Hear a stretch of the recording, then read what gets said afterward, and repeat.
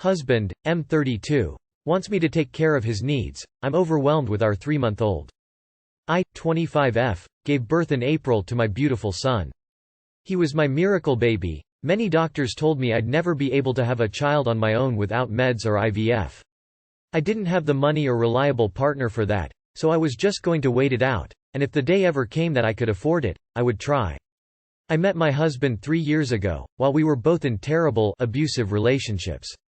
About 2 years ago, we were both finally starting to heal and really wanted to be together, so we jumped in head first. Everything was amazing, there was so much love and care to be had, and I moved in with him after a few months.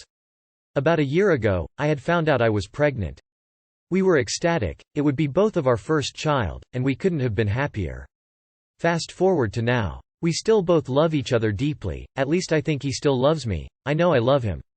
But here's where things get sticky. I lost my job after my maternity leave was over, and I've been putting in so much time trying to find another. I have also been trying to keep our home clean, cook multiple times every day, take care of our son, and I've been trying to take care of my mental and physical health, which has honestly taken a backseat, with everything else going on. I try to make sure my husband is satisfied sexually every day, although I hardly ever get the same. He has been constantly complaining that I don't give him head or handjobs anymore.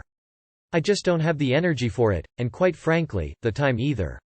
Sex is just much faster and a lot less energy draining, so I can still continue doing what I need to throughout the day. Today he said all I do is sleep though. I am pissed. I woke up, took care of the baby, changed diapers, made bottles for his food, and had to get ready for an interview across town. After the interview, I made a couple sandwiches for my husband and I to eat, and tried to relax some. I ended up falling asleep on the couch for about an hour, and then started getting a real lunch ready. After eating, I fell back asleep, because caring for my son, husband and myself is difficult when I've been barely able to get more than 4 hours of sleep a night. So I took a nap with my son, and then woke up and almost immediately started dinner. I ate, cleaned up and stayed up with my hubby until he was ready to go to bed. That's when hubby said, "You promised to take care of me this morning, but since you had a busy morning, I let it slide. You slept all day, so you should be able to now." To which I just said no, and he went to sleep. But honestly, how do I tell him how absolutely exhausted I am? That even having sex drains the life out of me? Let alone something that's so time-consuming and energy-draining as a BJ or handjob? Wow. When does he take care of you? Sexually or otherwise? Does he clean, cook, care? He needs to start contributing to the home, chores and childcare. Then maybe you won't be so exhausted. Every day is already a lot. Getting pissy, because you're exhausted caring for his home, hunger, health and child, is so incredibly selfish of him. You gotta start demanding better from him. Stop, just stop. You are not a prostitute. Why is he not supporting you with your newborn? With the household? Your baby is 3 months old. This is not okay. Stop accepting this shitty behavior. What does he do to take care of you, take care of the baby, or help with chores? Because it sounds like you're in another bad relationship. So you were 22, he was 29. Age gap aside, you need to have a serious talk if you want to keep going. Don't be a slave all your life. Wake up. I would have divorced my husband if he ever did this. Works full-time? That's an excuse to not contribute to anything. Doing laundry. How much effort is that really? As a grown man I am embarrassed on his behalf. If he contributed with cleaning and even made you a meal once in a while you would feel differently. And sex is supposed to be a two-way road. I want to divorce my wife but I don't want to do that for my daughter. I've, 27M. Been married for 7 years, 26F. And we have a daughter who turns 4 in August. I can't stand my wife. I am not blaming her for becoming who she is because looking back, I played a part in perpetuating and facilitating it. In fact, I am probably the villain here. I feel like she has completely let herself go. She has diagnosed mental health issues like depression and bipolar. She has also gained a ton of weight and blames everything else for her problems. Skip the next paragraph if you don't want to listen to me complaining about her further. She spends the majority of the time laying in bed. Comes up with any reason to lay in bed. When she is laying in bed, she is either scrolling through TikTok and/or reading erotica. Always sleeps during the day. Our circadian rhythms are near opposite. She doesn't have a job for a few reasons, but I make enough that she doesn't have to. She is constantly trying to have sex and it grosses me out. I also know that she isn't having sex with me, she is having sex with someone from her books or a celebrity crush. I find myself forcing myself to have sex with her. Sometimes it is good, but mostly it just feels me pretending to be attracted to her even though I am repulsed by her. I don't know how to tell her that I am not attracted to her anymore. I feel like she does not take care of herself, which is why she has gained so much weight, and the weight bothers me because of it. I do 90% of the childcare while working from home at my fully remote job. Which means my daughter does her own thing for most of the day while I work. I also do what feels like 90% of the household maintenance. Although neither of us are great at keeping our stuff clean, she seems to have a much higher comfort level with filth. So I already feel like I am a single dad most days. I also feel like I could be a single dad and would crush it despite how hard it would probably be. However, I am deeply unsettled with the idea that my daughter will grow up in a broken home. I keep thinking how much it would mess up her little brain forever. My wife and I don't yell at each other because I don't argue like that, so it isn't a hostile environment. So, I think my daughter would do better with this environment than one with divorced parents, but I have given up on this woman as my wife. For advice, I am looking for some who has been in this position to discuss what actions they took and where they are now. Am deeply unsettled with the idea that my daughter will grow up in a broken home. Your home is already broken. Her mom is severely depressed and not in therapy, working on herself, and you resent her. So it isn't a hostile environment. Kids aren't stupid. Even if there's no yelling, no arguing in front of them, they realize sooner or later that things are wrong, or they normalize the unhealthy dynamic and seek out similar partners. In your shoes, I'd put your foot down and start with couples therapy. Even if you end up divorcing, your wife clearly needs professional support, and this might be the encouragement she needs. It's already a broken home. Kids can tell when things aren't right even if you're not actually fighting. So long as you are transparent with your daughter as she grows up and take the time to explain the answers to her questions as they come, and it's the correct time, then I am sure she will understand whether she agrees with what you did later on or not. Since she doesn't work and you do most of the childcare, maybe you can look into an inpatient treatment program for her. She needs help. This is not normal behavior. I read through your post about how she is in therapy and on medication, and you guys have done marriage counseling and there is no difference, so maybe taking her out of the equation and having her go to a facility where she has around-the-clock care and help will help her, and then while she's there you guys can make goals about her getting a part-time job so she can get out of the house and make friends and get off of her phone. The doctors and therapists can help. She's clearly depressed and in need of help. You should want to help her, at least for your daughter's sake. As a woman and a mother, it does upset me to read stuff on here about her appearance etc. You are entitled to loose attraction etc. But I just think most men don't give any consideration for the pressure being pregnant puts on your body and mind. It's sad to see, but no one should feel stuck in an unhappy relationship. My ex and I had an extremely unbalanced relationship. When we announced the divorce, the kids were happy, like finally. They tell me they're happier with their dad and I divorced. We didn't yell, we didn't fight in front of the kids, we just resented each other. I resented the monster I created, and he resented me for not wanting to feed the monster. Kids know. Give the kid a shot at seeing you in a healthy relationship, show them what it looks like. Give them a relationship to emulate. It doesn't look like the marriage you're in. Edit. It's better to be alone than in a relationship feeling alone. You'll be happier, and therefore an even better parent in the long run if you split. As someone who wished my dad divorced my abusive, neglectful mom rather than cheating, which gave her a lot of ammunition, you should leave. You are at the point of feeling contempt and revulsion for your wife, and there is no walking that back. Your daughter will benefit from you getting her out of that environment full-time in the long run. Sister has ostracized my other sister for getting married? I am so sick of my sister's behavior and I don't know what to do. Me, 27, my mom, and my two sisters, Christine, 25 and Sally, 29, have for most of our lives been a close, inseparable unit, but Sally's behavior is ruining our family. Ever since my younger sister, I'll call her Christine, started seeing this guy seriously in college, my older sister, Sally, who possibly has BPD, has had a problem with their relationship. She was very cold to him for no reason. Like 7 years ago she confided in me that it's related to her own insecurities. She's never had a serious relationship, and it made her feel super insecure to see her younger sister have a serious boyfriend before she did. It was especially hard because a husband and a family is something that Sally wants more than anything. I was understanding at the time and tried to make her feel better, encouraged her to see someone to discuss her insecurities, etc. But since then she's done literally nothing to work on herself and has become increasingly isolated. She continued to be rude to the boyfriend, later fiancé, won't even acknowledge him if he's around. Every time we try to talk about it, Sally acts like we're overreacting and then literally leaves the situation and won't talk to us for a week.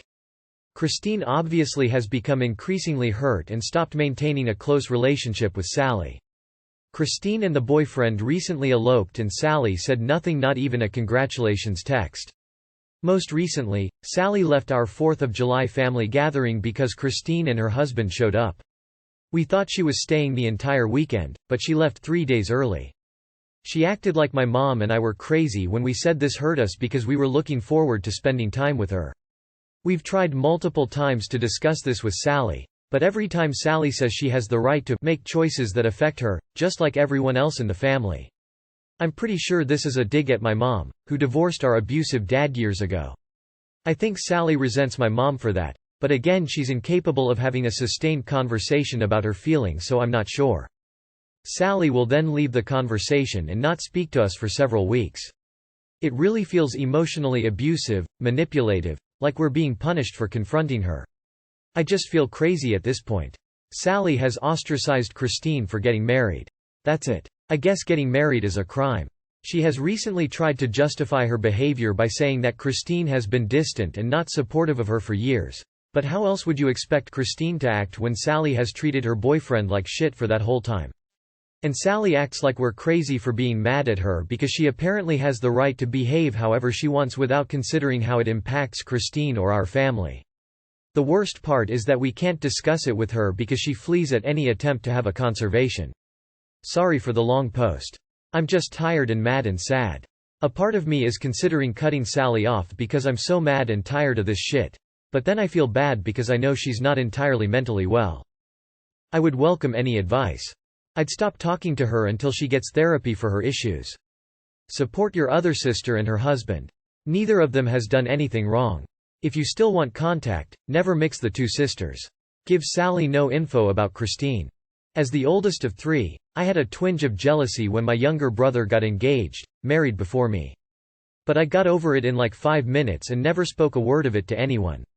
Your sister is being absolutely ridiculous. I would just cut her out. I wouldn't invite her to things, I wouldn't talk to her.